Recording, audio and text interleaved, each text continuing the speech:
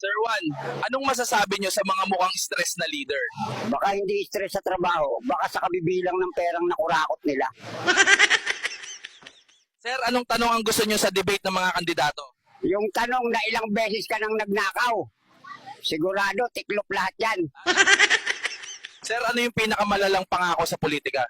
Yung lahat kayo, aalagaan ko. Tapos uunahin pala yung asawa at kabit. Sir Juan, pabor po ba kayo sa curfew?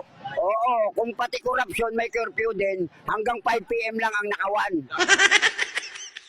Sir, bakit po kahit sabog kayo, may alam kayo sa politika? Kasi kahit wasak utak ko, hindi ako bulag sa kabulukan. Sir, may pagkakaiba po ba ang traditional at modernong politiko? Wala, pareho lang ng target. Kaba ng bayan, hindi kaalaman. Sir, kung may isusumbong po kayong ahensya, ano yon? Yung nawawala kapag may kalamidad, pero lumilitaw kapag eleksyon. Sir, anong style ng politiko ang pinakaayaw nyo? Yung mas makapal pa sa alikabok ng kalsada ang muka. Sir, anong tingin nyo sa mga pulis na politiko rin? Double purpose. Pwede ka nang hulihin, pwede ka pang lokohin. Sir, anong tanong ang hindi sinasagot ng politiko?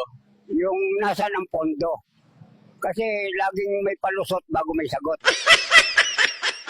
Sir, bakit po mahirap pa rin ang mahirap?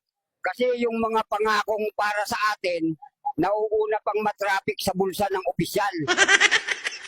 Sir, anong tawag nyo sa politikong biglang bait pag eleksyon? Temporary angel, permanenteng demonyo. Sir, bakit po kaya mahilig ang mga politiko sa ribbon cutting? Kasi sa pagputol ng laso sila magaling, hindi sa pagputol ng problema. Sir, bakit po parang ang daming secret deal sa gobyerno? Kasi kapag legal, wala masyadong kita. Sir, bakit po kaya parang laging gutom ang bayan? Kasi ang budget, nilamon ng buhaya bago makarating sa plato ng tao. Sir, anong gusto nyong marinig sa SONA? Yung magsasabi na, pasensya na po, niloko namin kayo. Sir, kung ipapakilala mo ang sarili sa rally, paano mo sasabihin? Hindi ako kandidato, pero lahat ng kandidato may atraso sa akin. Sir, kung may huling mensahe kayo sa gobyerno, ano yon? Hindi nyo kailangan ng 6 na taon para manloko. Minsan 6 na linggo pa lang, booking na kayo.